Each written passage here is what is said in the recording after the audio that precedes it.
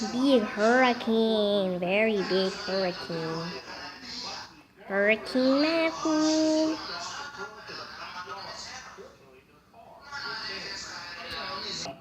Works to resolve that Papá siempre criticaba a él. Thank you, Greg. And one thing you see a lot and hear about a lot is another tropical system is the cone. You've heard our meteorologists. Yes, you should know a couple things about the cone. The cone is based on the average track error over the last 5 years. It has nothing to do with the size, the strength of the storm, or the shape of the storm. And it is not a forecast cone. And being in the cone is not necessarily bad. Being outside the cone doesn't necessarily mean you're in the clear. You should keep up with our weather on the 9s for a forecast every 10 minutes during tropical weather. And talking about this hurricane is one thing, seeing its force, it's a whole nother thing. Look at this video from Palm Coast. Can you imagine? Oh my God, the water! My goodness, News 9 web anchor Trey Paul joining us live now at 5:35. That water! Oh my God! We are getting from that storm. That video was just terrifying, Trey. It really was. And before we get to those, if you're an evacuee watching Yeah? right now, I want to share this tweet from Governor Rick Scott first. Only return home when local officials say it's okay. Now, with that said, if you have a friend or family member on the East Coast or anywhere there's damage and they're able to send you a picture, send it to us using the Bay News 9 Plus app. So we'll put them on our website and show a few right here on TV. Lane Carroll sent us this one right here. Take a look at this. This is terrible. Showing erosion along A1A and Flagler Beach. The strongest winds of 120 miles per hour were just offshore of it. Matthew's raft still hit more than 500 miles from the coastline. Tracy Brown sent this one right here. Woke up and saw what many did on the coast. Fallen trees right there. Another fallen tree, this one right here taken in Ormond Beach. And Brooks sent us this one right here. This one was taken in Merritt Island. Look at that. You can check out all the photos I just shared with you right here on our website at baynews9.com. Just look for Matthew Images. It's right there at the top of the homepage. baynews9.com. Live in the Web Center, I'm Trey Paul. Thanks for sharing, Trey. And Georgia evacuees, they've been bussed into Augusta, out of the way of Matthew. Look at this. Back here, many evacuees from Florida's East Coast, they're still staying at hotels in Polk County. Bay News 9's Stephanie Claytor visited one in Lakeland and found an East Coast homeowner and a family from Ireland. Hurricane Matthew ruined Mary Waterman's family trip to America. Well, we were on vacation in Daytona Beach, and then we got the call about the hurricane. So the Irish family of 3 generations left the beach behind and landed in Lakeland at the Days Inn & Suites.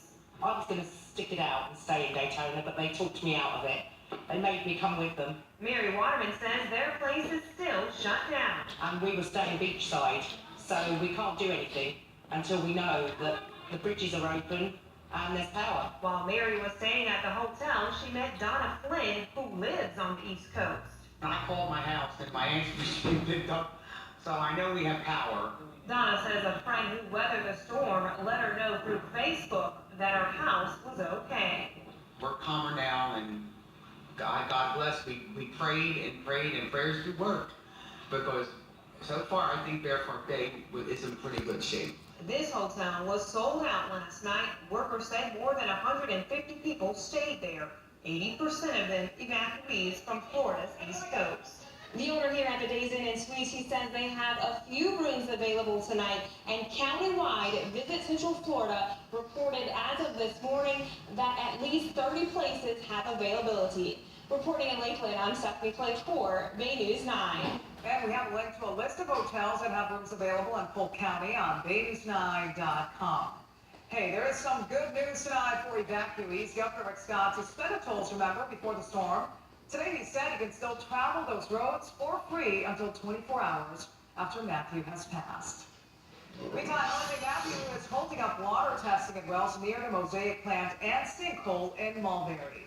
Officials expect things to pick back up tomorrow. They also say the recovery well at the facility likely won't be affected by this weather. The massive sinkhole opened up at the plant in late August and leaked millions of gallons of slightly radioactive water.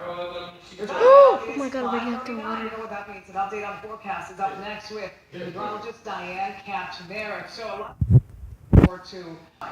Exactly. It does seem very strange when all of a sudden we don't see it for a while. Well, right Ah, now, we no are waffle. still seeing a few little light showers, but there have been a few breaks in the clouds today, too. Klystron 9 is showing us that still around the backside, we're seeing some of these little bands of some light rain coming back through, and that chance will continue as we head on in through tonight. But after that hurricane will be too far away for much of this. So you can see in these northwest winds, these little light showers, they'll come through, they'll actually bring me some gustier winds and a little downpour. A lot of the rain will be very light.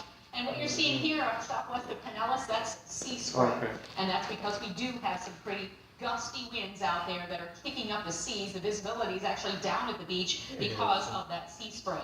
Well, we have Hurricane Matthew here that's been following up the east coast of Florida and now heading for Georgia. But on that back side, we do have these winds coming in on shore, which is elevating these seas, especially in the coastal areas from Pinellas northward, where we have that good northwest angle to the coast. Here in the south, we don't have as much of that onshore component or as strong.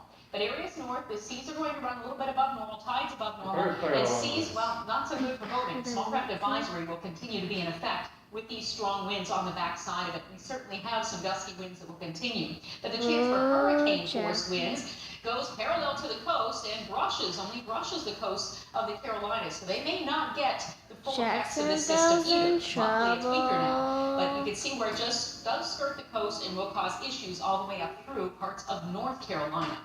But for us, let's look at the winds on the backside of it. We're gusting to 30 in Clearwater, and that's at the airport just east of downtown Clearwater. 29 in St. Petersburg, 31 in Bradenton, 28 Zephyr Hills, 26 in Lakeland, 22 Crystal River. But you head over toward the Atlantic side, and you can see Sanford, north of Orlando there, with 45-mile-per-hour gusts. So stronger up there, closer to the storm. For us, some of these gusts will settle down a little tonight, but I think they'll pick back up tomorrow for a while. So I still would consider tomorrow probably more on the windy side. Oh my So god. for tonight, 7:10. still some of these gusty light showers, still a lot of wind, 75 degrees for a low. As we get into the day on Saturday, our winds will be northwest, but it will be breezy to windy. Temperatures getting in the mid-80s, but will slowly through the day start to drop those dew points down, and some of that humidity starts to go away for us, and just gradually. Really will notice the big difference on Sunday with that humidity going away. Your 7-day will be up in the next 10 minutes. Now here's Klystron 9.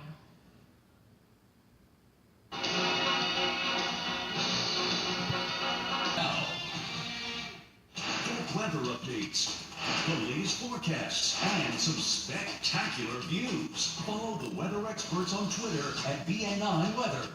Are your